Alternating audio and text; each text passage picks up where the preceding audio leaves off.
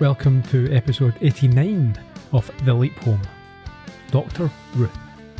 In this week's episode, Sam has to bring a bickering couple back together, save a woman from her abusive boss, and keep the nation entertained with a sex talk radio show as he takes up the mantle of Dr. Ruth. Meanwhile, the doctor herself has the biggest case of her life to face as she tries to untangle the inner workings of Al Calavici. Can she succeed, or will she find him to be a hopeless case? Meatballs, mangoes, cream pies, cupcakes, bangers, bouncers, baloombas, bazongas, breasts. Good evening, Ian. How are you? I'm not too bad, Gerry. How are you? I'm okay. I suspect that cream pies had a different connotation, different meaning back then. I think bangers is a different meaning. There's quite a few I think he's made up on the spot. Okay. I also suspect that this episode may have been reasonably controversial back in the day, not because it's anything too outrageous itself, but just because of the type of show it is. Families maybe watch this together. I would not have been hugely comfortable watching it with my mother and they start talking about orgasms and G-spots. Well, isn't that the whole point of Dr. Ruth's thing, that she brought this into the family environment? Yeah, still. It reminds me of that episode of Columbo when the woman starts walking around with sex toys hanging out of her handbag. According to me, I think. Yes. Well, okay. Is that a false memory? However, we have to say this is peak Sam. He is ultra conservative and he is drawn to a very vulnerable woman. Yeah, got that noted down as well. And I was very unimpressed with one particular part of the episode. I would have to say that I was unimpressed with most of it. I found it to be interesting, but it didn't quite work. It's almost as if it was like, okay, we want Dr. Ruth in this and we'll build an episode around her. I thought that the principal characters were quite appalling and very little sympathy. Even the female victim, her actions, I thought I was shaking my head all the time thinking, what are you doing? Yeah. My big concern is the lack of effort or creativity that was put into the title. Yes. I mean, come on. There were some fun moments as well. It was a fun, but also infuriating in certain aspects. Okay, before we get down to details, let's run through the socials as we always do. You can find our social media accounts on Twitter and Facebook and so on at Leap Home Podcast. You can visit our website, theleaphome.com. We've got show notes up for each and every episode with a little bit about each of the actors that we want to discuss. And if you'd like to hear next week's episode already, you can head over to our YouTube channel, Columbo Podcast Productions, where you will find it there. Any advice that you need from me, Ian? Anything you want to ask? Well, what would you suggest is a good segue into the discussion part of the episode? I think we get a whip and crack on.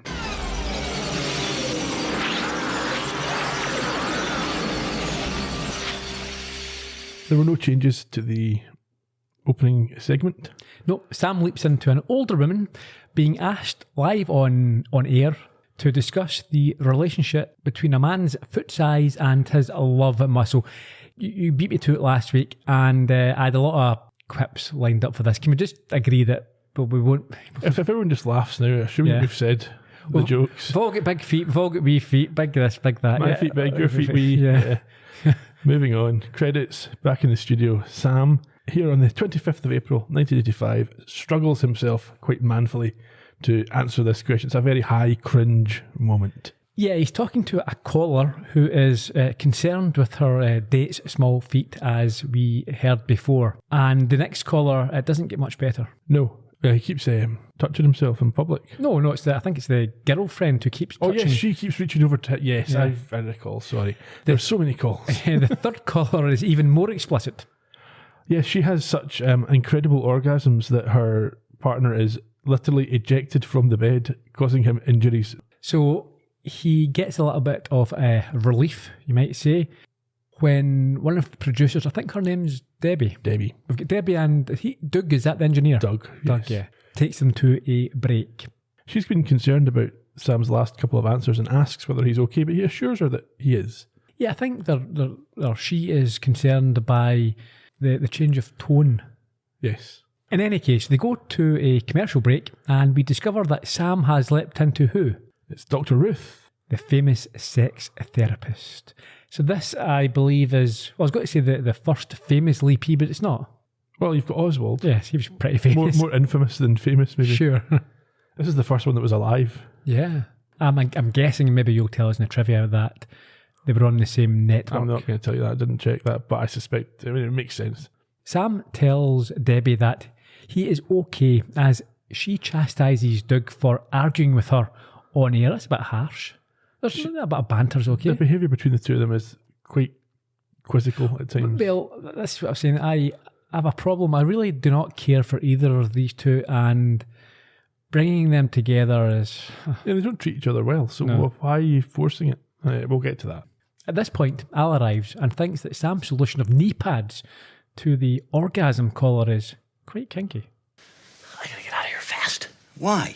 This sounds like a great leap to me. You just sit here and you talk about sex. No. Sam, look at it as a learning experience. It may sound like fun to you, but it's not for me. They're asking some very embarrassing questions. Like what? You heard the one about the knee pads? Sam, sex is not dirty. It's a very natural thing. Being frank about it and educating your children to be morally responsible and safe is better than sweeping it under the rug. That's a pretty mature attitude coming from somebody like you. No, it's not coming from me. That's coming from the real Dr. Ruth in the waiting room. But you remember it until Ziggy can figure out why you're here. Oh, no, Al, you can't leave. You're an expert on this stuff. You gotta help me answer these questions. Well, you're doing fine. I'm not doing fine. You gotta stay here, help me answer these questions. Oh, hey, you know the question about the shoe size? Yeah. Just call me Bigfoot. We're coming back. Al. Al. What was that? I'll be ready. Welcome back to Dr. Ruth's Frank Talk About Sex. Our next caller is Annie from Manhattan. Go ahead, Annie. You're on the air. Hi, Dr. Ruth. Hi, Annie. Hi. I'm calling because I have a problem with my boss. What kind of a problem? Well, at first he was really nice. See, I'm new in town, so he took me out for a drink after work as kind of a welcome to New York City, but then he started coming on to me. He wanted to have sex with me. What did you do? Well, I said no. I keep saying no, but he won't leave me alone. He keeps calling me. I got multiple orgasms on line 4. Let her talk. Well, I can't say them on the air, but he sends me letters too, and I know he's been We're out following in me. 10 seconds. Let her finish. Annie, have you told anyone about this? No, I can't. I'll lose my job. We're out. Go ahead.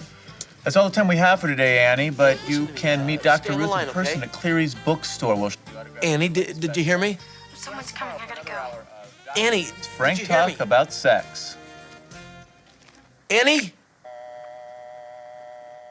Firstly, Sam showing his true conservative nature, his outlook. He's really embarrassed about any sex talk.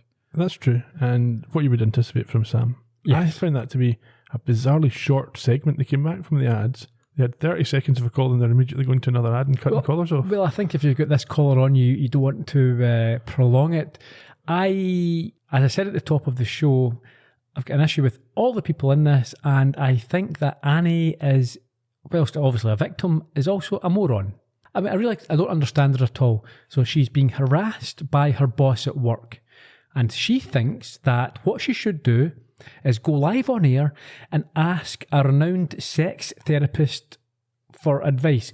Dr. Ruth is there to tell you how to enjoy sex, how to be good at it, how to have orgasms. She is being abused by someone.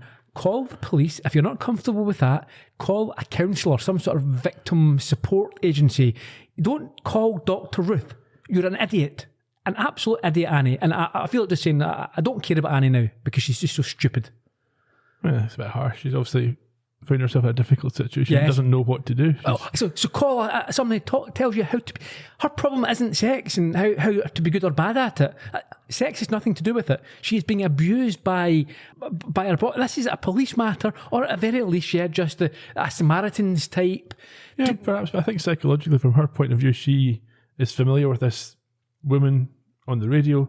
She probably listens to the show. She feels comfortable with her. People get the idea that when they listen regularly to a show, they feel like they know the people that they're talking to. So maybe feels like this is someone who can help her. There are, like, you get baddies in soap opera, right? And you hear about it. In real life, they say, I was walking down the street and someone, like, attacked me or threw something at me because they couldn't differentiate between an actor. Yeah. And I think to myself, every time I hear that, I think, yes, these people are morons. If I see, going back to back in the day, J.R. Ewing, yeah. I wouldn't think of a nasty oil baron. I understand that it's Larry Hagman, an actor, yeah. But who was her from Neighbours? What was her name? Madge? No, Mrs. Mango. Okay. These are dating ourselves Obviously here, right? that one, yeah. Mrs. Mango, the old gossip, right? The pain in the arse who lived in Ramsey Street. I wouldn't spit in her face in the street because I know she's an actor. So people who can't distinguish are idiots. We've had an episode about this already. Yes, Sam we was have. the doctor in the soap opera. Yeah, exactly. Yeah, and she was she ended up in hospital. Yes. Yeah. But she had a complete break from reality. Yeah, like this, like her I here. think this woman, she's struggling mentally, probably because of the pressure this guy's put on her.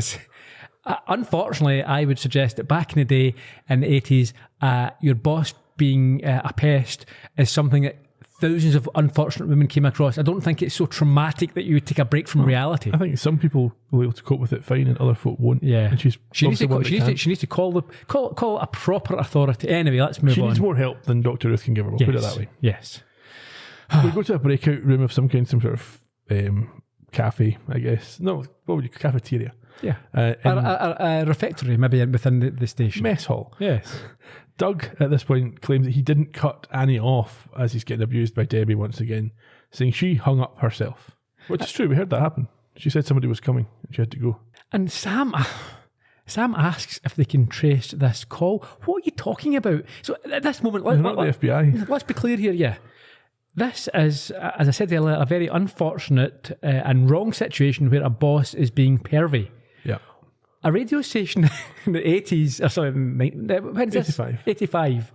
Is not going to try and trace the call. Why would Sam be like, this is just what your boss is giving you a smack in the bottom as you walk by? We're not tracing the call, an idiot. Well, we don't know what happened. No, we don't know, but from what they do know, this isn't something they'll be concerned about. Yeah, Sam's just excessively concerned because he's just such a, I don't know, yeah. We see Al here ask Sam to make his excuses so that they can talk. Yeah, they go into the corridor where Sam does his thing and immediately tells Al that he must be there to save Annie because she's vulnerable. Yeah. Meanwhile, we hear Doug having a go at Annie, talking about how she's changed since she started seeing a shrink. Ah, okay. It's easy for you to say. Yes.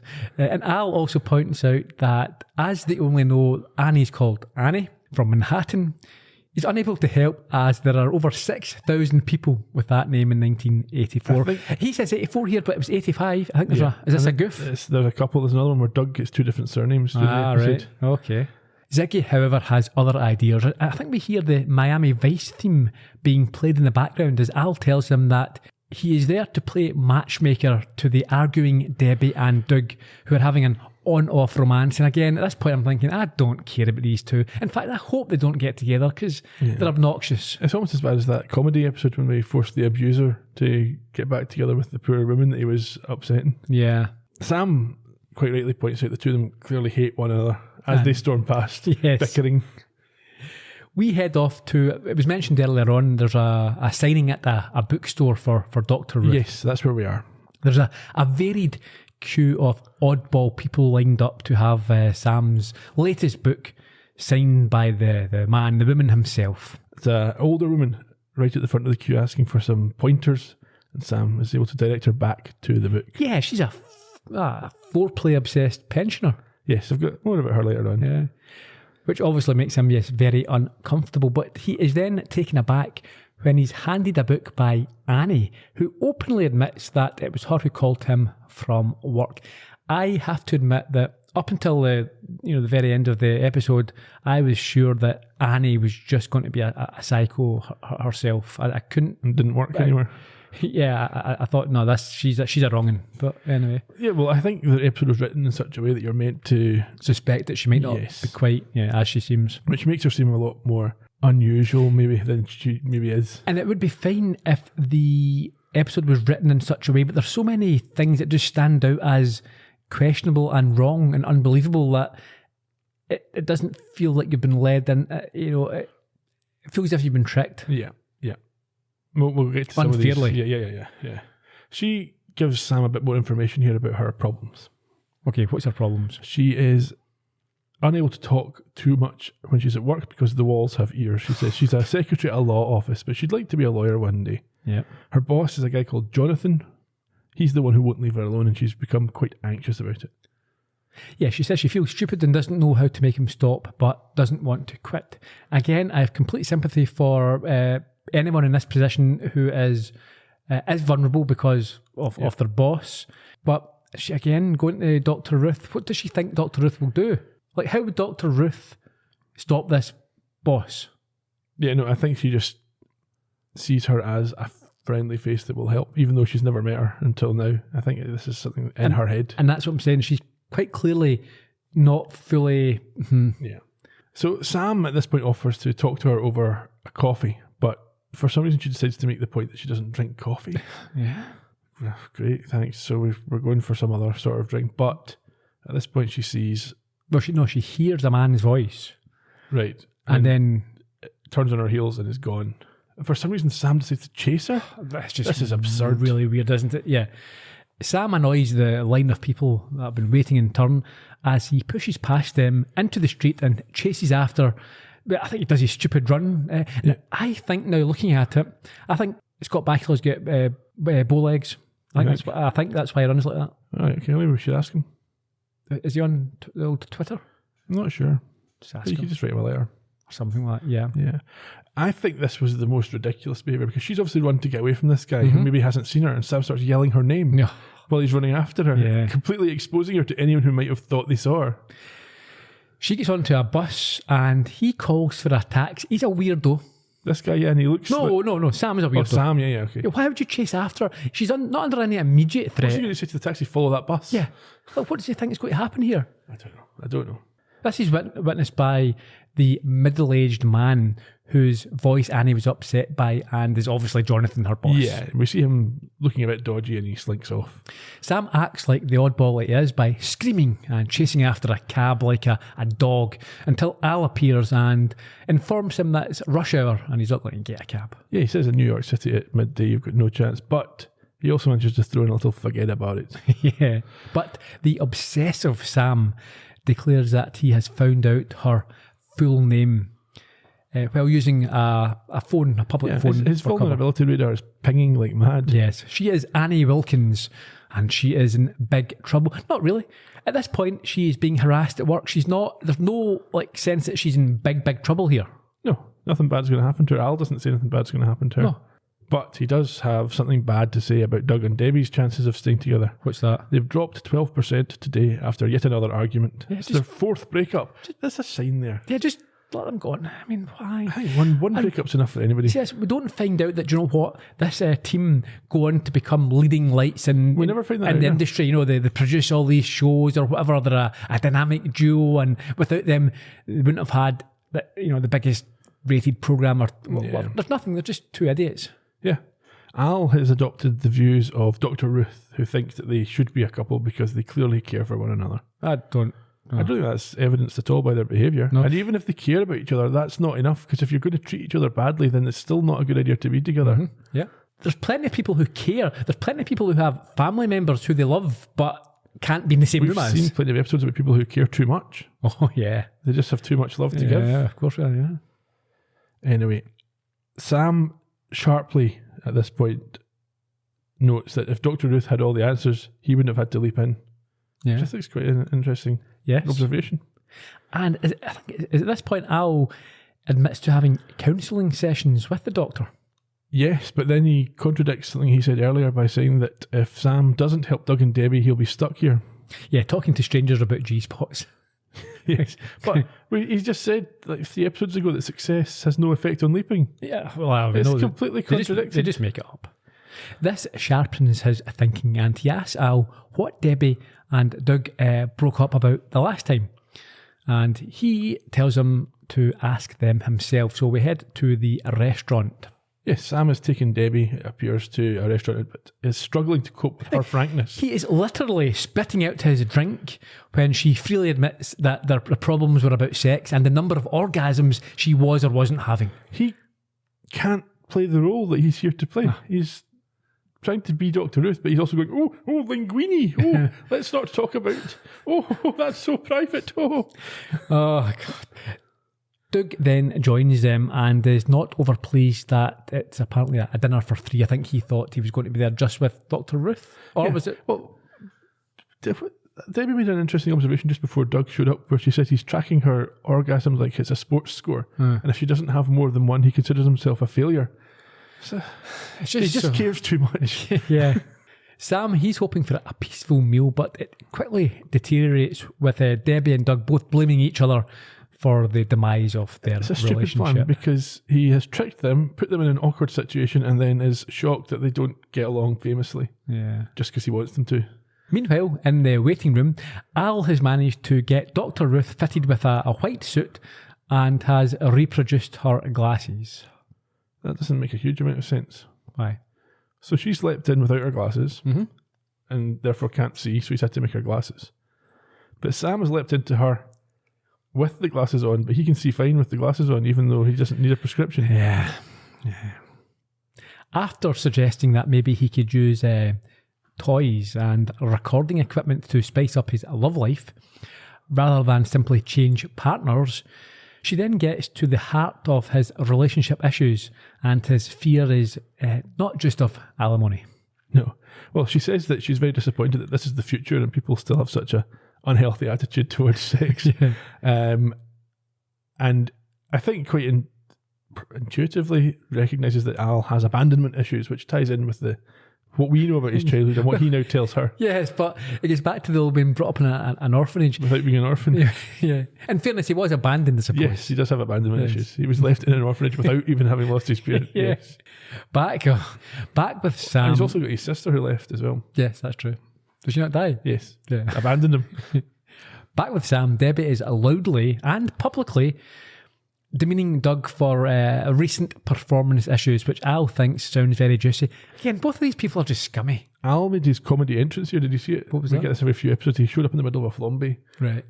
Sam, for some reason, merges with Dr. Ruth and is now speaking in her accent and style and offers similar advice to what Al got, but telling them that they each abandoned relationships because of a fear that the relationship will abandon them.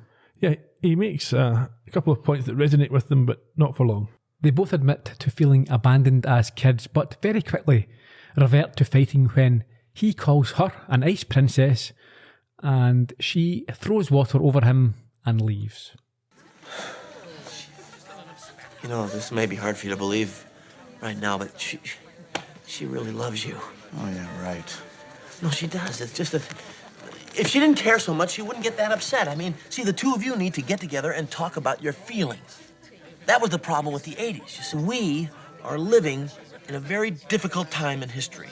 Men's roles and women's roles are changing. You know, Dr. Ruth, I know you're trying to help, but I think it's a lost cause. Not if you care, it's not. I do. I care about her. They met this other girl. Huh? Brenda Jacobs from the Christmas party, you remember her? Uh-oh, Brenda. Ding-a-ding-a-ding. Sounds like trouble. She's a babe. And so is Debbie. Brenda Jacobs. She does the news for a station in Buffalo. It's just things are simpler with Brenda. She keeps talking about the fact that we should run away together. Oh. I know, I'm not taking her seriously or anything. Oh, yes, he is. He runs off with her. You know, I'm impulsive. Not that impulsive. And it's a disaster, Sam. She marries him because she thinks that he can do her career some good. Of course, it's very flattering. Then they divorce in 6 months, and she marries a game show host. What about Debbie? She goes to work for a TV station, and then on her first assignment, she blows it, Sam. She winds up writing for some retirement newspaper. Debbie is a very special person. You can't let her get away from you. Dr. Ruth, I've told you we've tried everything. Come on, you gotta get to the studio. What for? It's Thursday night, you do your promos, remember? Yeah, let me get this bill here and I'll be right with All you. right, I'll get my cup. Sam, you got to keep working to get these lovebirds back together. I'd stay with you, but Dr. Ruth is expecting me. She says I'm on the verge of a major breakthrough.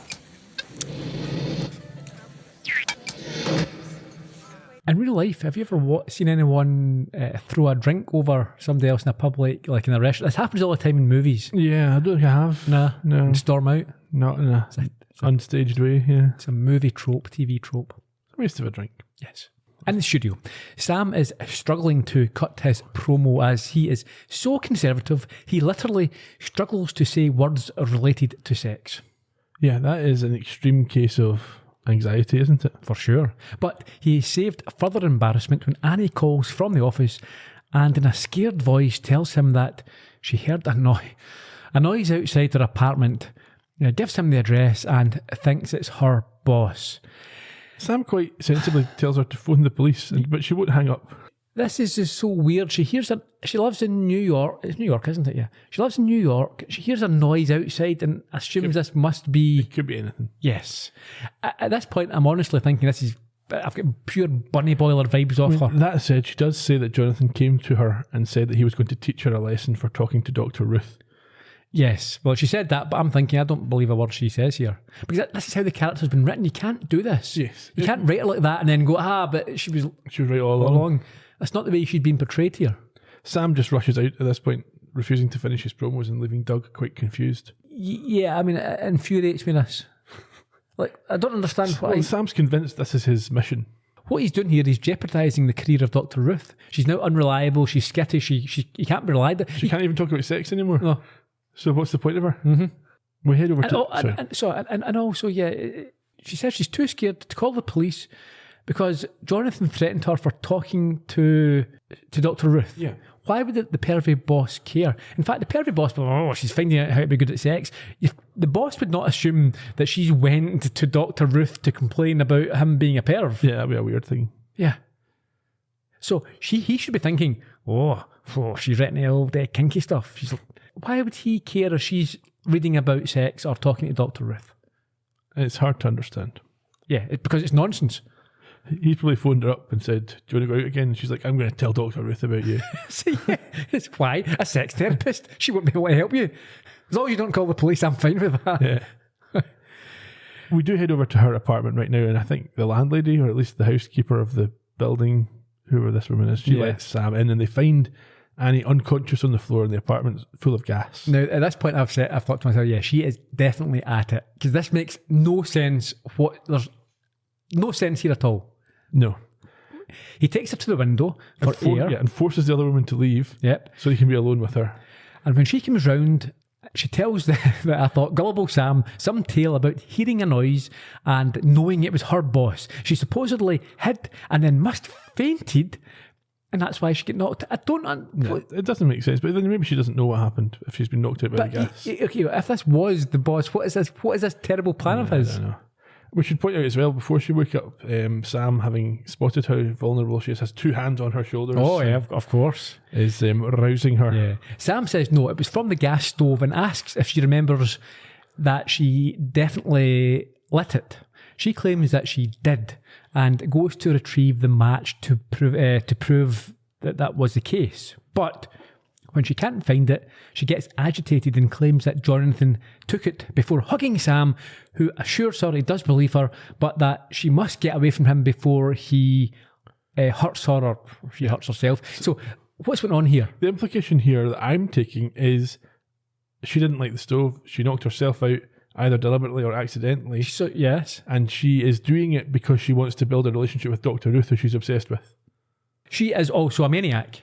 She's just a stalker of Dr. Ruth. Yes. At this point. That's what it seems because like. Because I can think of no reason why pervy Jonathan would creep in, blow out. How would you even do it? She lights the stove, but you can't do that. You'd have to knock it off and back on. No, we'd have to knock her out first. Because if she lit the stove, then you'd have to wait for her to go to another room and then turn off the gas, turn it back on, and assume that she wouldn't notice. Yeah, and assume that she wouldn't notice.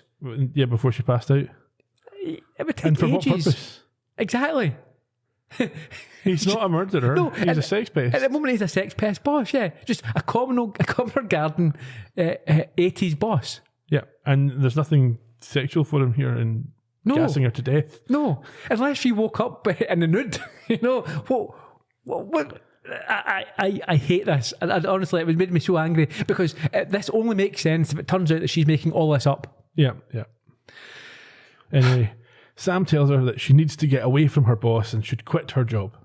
But she says she can't. And so Sam tells her that they'll make a complaint and he'll help her clean her desk. So she will quit. Yeah.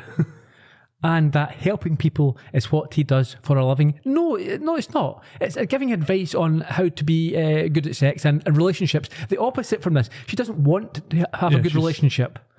You're right.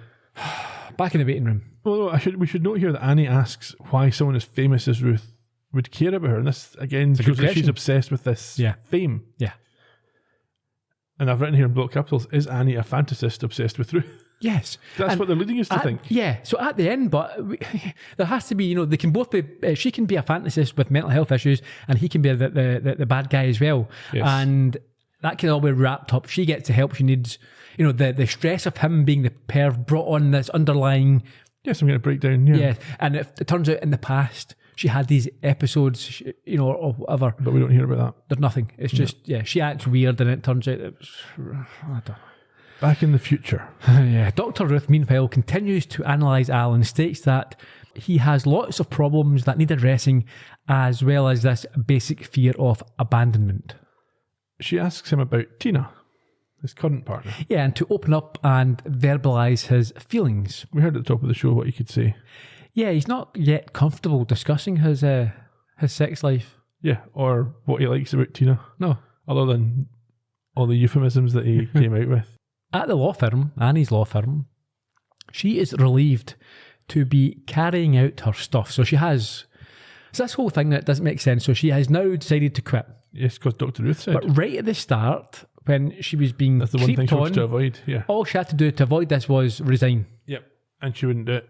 Anyway, she promises Sam that she will put in a complaint once she has a new job, but on the way out, they bump into the boss who we saw at the bookshop. Yeah, he's not happy with her leaving him in the lurch without a secretary, but Sam has other things on his mind and sends off Annie so that he can have words on his own. Excuse me. You are Dr. Westheimer, aren't you? I love your show. You must be Annie's boss. How do you know Annie? Because she came to me for advice. Because you've been sexually harassing her on the job. You're joking, aren't you? It's not a joking matter, Mr. Columbo. Now, Annie's not going to file a complaint because she's afraid about what might happen to her career. But someday, someone's not going to roll over that easy. Come on, Anita. Anita. Listen, I don't know what she told you, but you've got this all backwards. I don't think so. Annie's a sweet kid. I took her out for a drink once or twice just to be nice. Yeah, well, maybe you were a little bit too nice. No. I treated her just like she was one of the other guys. She got the wrong idea. She thought we were an item. That's not what she told me. Of course it isn't. When I tried to let her down easy, it got ugly. She went crazy. She kept calling me, usually in the middle of the night. It got so bad, I finally had to change my phone number. You can check with the phone company about that. But Annie said you've been following her around. In fact, she was sure that she saw you yesterday at the bookstore. I was buying a birthday card for my wife. You can check that out, too, Dr. Ruth. I'm a happily married man. I don't know. Maybe drawing you into this fantasy of hers is the best thing that could have happened, because I have tried to get through to her, but it obviously hasn't helped. Annie's a good kid. She's talented, too, but this is getting out of hand. Here. If I can help, give me a call. Nice meeting you.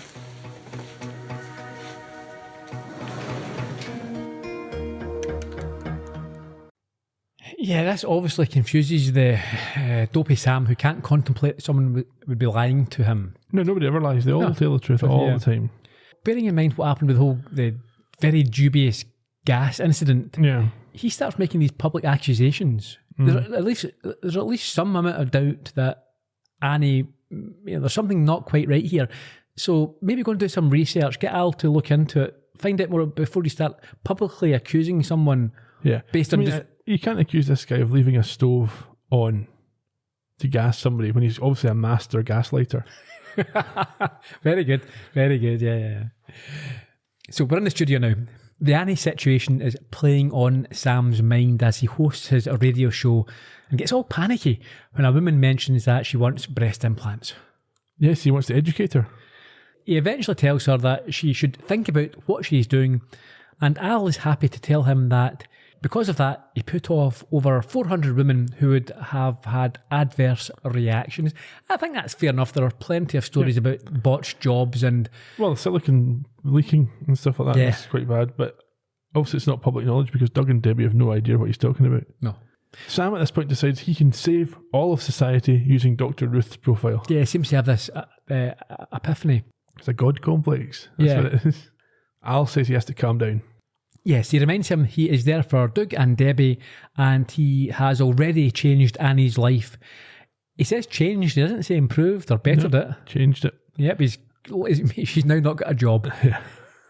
Doug thinks that Sam's going a bit nuts talking to himself, as we usually see, and he and Debbie come through to make an intervention. At this point, Al warns him that he could get Dr. Ruth locked up for being crazy, and is shown to be right as the producers ask him if he's okay. I mean, that's the thing. He ran out into the street shouting to try and chase someone who just happened to phone the show. He's acting extraordinarily strangely. And here he just babbles nonsense at them when they ask how he is. Yeah, well, he claims he was just practising talking, but Debbie admits that they're concerned and references the bookstore and what happened when he changed... or when he charged out the previous night. He talks of this made-up story about someone stealing a book. Yeah. And it was a large book. That is weird. It's not his responsibility even if that did happen. What does he care? A millionaire, probably. Yeah. Someone is stealing a $5, $10 book. That's it. And Al once again points out that you're talking nonsense. Yeah, he's off to the loony bin. Yeah. However, with a bit of prompting from Al, he manages to try and stoke another reconciliation attempt between Doug and Debbie. Yeah, we then have some Sam magic as he tells them to apologise, and it's that easy. They both do, and it appears that Sam will soon leap. However, just then, a call comes through. It's Doug's other girlfriend. Brenda, yes. A bimbo as described by Debbie. This messes up their reconciliation because she realises that Doug is still seeing the girl from the Christmas party, but she obviously must have known about already. Yeah, but now Al has changed his tune. He needs to help Annie, who's in big trouble and dies in the next 2 hours. Well, see, that's a bit much, isn't it? It's just, this episode, it doesn't ring true at all. None of the weird escalation. Sam, however, still has a show to front, but he manages to get Doug and Debbie to become the focus of the show and the callers as Al goes to check on Annie. So, we arrive at her apartment. Well, Al does, not Sam. So Al's there to check on Annie, and when he's there, he witnesses Jonathan knocking on the door and forcing his way in. Yeah, telling her that they have to talk. Back in the studio, Sam continues to try and get the pair of producers to communicate, and they both admit to backing out of the relationship due to a fear of being dumped by each other. The listeners seem quite pleased with this development as the two reconcile and kiss, allowing Sam to sneak out. At the apartment, things are going less well for Annie. Yeah, Jonathan's intimidating her and she grabs a knife to protect herself. He has now become a full-on psycho. He is very sinister. He is stroking her face and telling her to admit that she wants him. That always works, I find. Oh, okay. If you say so. She stabs him in the neck as he tries to disarm her, but...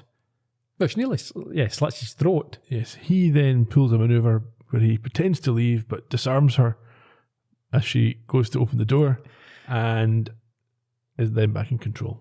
Yeah, he overpowers her, and Al sees all this, so goes to get Sam. But he finds him stuck in traffic in a cab with the cabbie who wants to talk about sex. However, after giving him a little bit of advice, Sam is able to climb out the window and run over the roofs, damaging at least a dozen cars. A lot of unnecessary car damage. I would suspect that a lot of these taxi cab drivers would simply pull her down and give her a thrashing. Or maybe just pull her down and yell at her. Yeah, well, maybe. Yeah, there's no need. There's a gap between the cars. The traffic's backed up because you can't fit a car. But you can run between the cars. Yeah. Back at the apartment, Annie comes out with the biggest threat that Jonathan has heard so far. What's that? She's going to phone his wife and dob him in. Rather than call the cops. She is a moron. How does she have his wife's number? Exactly. She's just an idiot. I mean, she is an idiot. Yeah. He forces her down on the ground and rips open her top to reveal her very conservative underwear. Everyone in this show who gets their top ripped off has very conservative underwear on. And he again demands to hear that she wants it. She obviously refuses and manages to knee him in the groin and escape behind her bedroom door. But he pushes in and wrestles her to the bed and is about to force himself on her again before they hear Sam shouting for her. Annie! Oh, thank God someone's here. I didn't think I could control her, but I didn't want to hurt her. What a liar. What happened? He tried to but that's what happened. She called me up. She said she'd kill herself if I didn't come over here. No, that's a lie. You bet it is. When I said I wouldn't leave my wife, she went crazy. She came after me with a kitchen knife. How did her blouse get torn like this? I got the knife away from her, but she came after me anyway. Look what she did to my hand. The police are gonna have to take a look at this. No, listen. I won't press charges. You okay? If she promises this. Go call the police. There's no need for the police. You're not going anywhere till the police get here. Who the hell do you think you are? Not who you think he is.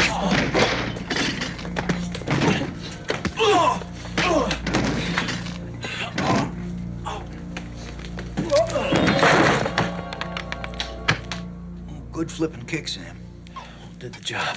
Now, Ziggy's now saying that Annie, she goes to law school and becomes an attorney, and she's a pioneer in the field of sexual harassment. What about Doug and Debbie? Oh, they're broadcasting their wedding ceremony even as we speak. How about that? Unbelievable. Okay, the police are on their way. Dr. Ruth, what happened?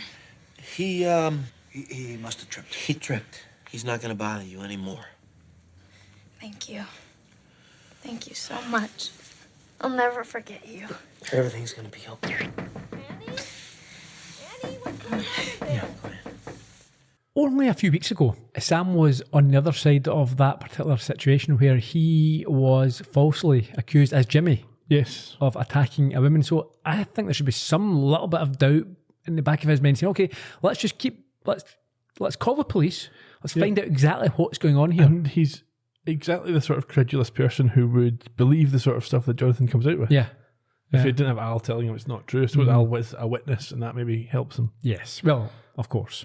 And so after this very sharpish conclusion, Sam wonders why he hasn't leapt, and after checking with Ziggy, he finds that Al, is the reason that he hasn't moved on. Yes, and it also turns out that was the primary purpose of this leap. Yeah, Sam leapt into Dr. Ruth so that she could meet Al in the future. Fix him. In the waiting room, we find Al lying back on a bench and admitting to Dr. Ruth that he likes Tina a lot, but can't quite bring himself to say that he loves her, as he said it once before to someone, and there are still these emotional scars. This is the whole abandonment thing. Beth left him when he was a prisoner of war, and now he can only love up to a certain point. But Dr. Ruth teaches him that you can love different people in different ways, and doesn't make it more or less. It's just different. But it does make it more or less, doesn't it? Well, in his mind it does. Yeah. He admits at this point that he loves Tina and thanks Ruth and goes to tell Tina, which has interesting consequences, which we'll come to near the end of the series. However, at this point, Dr. Ruth leaps. Well, she says next. Yes. And then she leaps out to be replaced by a vampire. Yes, in her place we are shown a devilishly sinister looking man with vampirish teeth who lets out a guttural growl. That's the end. So my concern is what they did with Jonathan. So you've got this whole sexual assault storyline, and then you just escalate it and make him an attacker and a rapist, basically. And It didn't ring true. undermines the whole thing because it belittles the idea that there was a problem anyway. Yeah. It makes it seem like it's not a problem unless he's doing something like this. Yeah. It's just so unbelievable. The characters I cannot buy into. I said before, the two, Doug and Debbie, don't care about them. I quite enjoyed the silly Doug and Debbie. They're probably better off together than annoying other people. Well, maybe, but a couple of dickheads. Yeah, and Jonathan, just you have him as a sex pest. I mean, they've done that before, I suppose, with in one of the earlier episodes. Right back the first time he was a woman, Yeah, but still, the whole gas thing, as we've said, it didn't make sense. Why really he would have not have done that. There's no reason for him. I don't think he did. I don't think there's any indication he was involved. So we had to find out, as we said, that there was some underlying issue with her that has been resolved. Hopefully, yeah. I quite like the way that Ruth did her own stunts, running over the car and the karate and stuff. Obviously, yeah. Any other thoughts before we move on? No, let's say it was an interesting episode. It gave us a lot to talk about, but I thought it was badly written. Fair enough. I suppose there's always studio reasons for some of the writing decisions as well. Cross-promotional stuff here, I'd imagine. Yeah, and you can only say this or you can only say that, and you can take it to this point but not any further. And yeah. Anyway, it originally aired on the 19th of January 1993, just 8 years after it was set. Directed by Stuart Margolin. It's an interesting guy. He only directed this one episode of Quantum Leap, but he's best known maybe as an actor. His other directorial credits include The Rockford Files, for which he's best remembered for appearing in as an actor. He was Angel Martin, the cellmate, I think, of the lead. And he won 2 Emmys for that. He's also directed things like Touched by an Angel, Heart to Heart. He's appeared in things like The X-Files, 30 Rock, Love American Style. His stepson, Max Martini, is a successful actor, been in lots of things, 24. Apparently his humour is very dry. Anyway, Stuart Margolin died in 2022 after a battle with pancreatic cancer when he was 82. A familiar writer, Robin Bernheim, she is writing the 4th of her 5 Quantum Leaps here. If you want to hear more about her, head back to Leaping of the Shrew. Better get his finger out for the next one. Doug was played by Peter Spears. He's very interesting. He is probably best known as a producer. He won an Oscar for his work on Nomadland, in which he also appeared. He's only got a few screen acting credits, but they're for fairly high-profile things. He's been in things like Friends, ER. He was in a film called Call Me By Your Name, which he also produced. He's now 58 and he's still active. Debbie, played by Anita Barone. Only Quantum Leap for her. She's also in things like Ally McBeal, Friends, Seinfeld, Curb Your Enthusiasm, as well as longer runs in shows like Carol and Company and The War at Home, in which she starred opposite Michael Rappaport. She's just turned 60 and is still active. Jonathan, the very creepy boss, was played by James McDonnell. This was his only Quantum Leap. He's also been in things like Wedding Crashers, The X-Files, Murder 1 and ER, and he died in 2022. Annie was played by Robin Lively, familiar sounding name. This was her only Quantum Leap. She's the older half-sister of Blake Lively and the rest of the Lively dynasty. Jason Lively, one of Rusty Griswold, and I think Night of the Creeps. Okay. She's also appeared in things like Doogie Howser, MD, The X-Files, It's Always Sunny in Philadelphia, Cobra Kai, and Teen Witch. She's only 52, still active. Ruth Westheimer played the reflection of herself and also herself in the waiting room. Here she is only in this one episode of Quantum Leap, as you'd imagine. Most of her acting roles have been either as herself or as other therapist characters. She was a radiotherapist in real life, similar to her role in this episode. She escaped from the Nazis as a child when her parents, neither of whom survived the Holocaust, sent her to Switzerland. She became a sniper in the Israeli army as a teenager before studying psychology and later beginning her media career in 1980 when she was 52, and she died earlier this year at the age of 96. The older woman with the foreplay fixation that was in the book queue was played by Ellen Albertini Dow, one of my favourite actors. This is her only Quantum Leap. She was a drama teacher and didn't start acting on screen until she was in her 70s, but still managed to have a 30-year-long career, working till she was 99 and living till she was 101. Best known for her role in one of my favourite films, The Wedding Singer. She also in Sister Act 2, Star Trek The Next Generation, Murder 1, ER, Seinfeld, hundreds of things.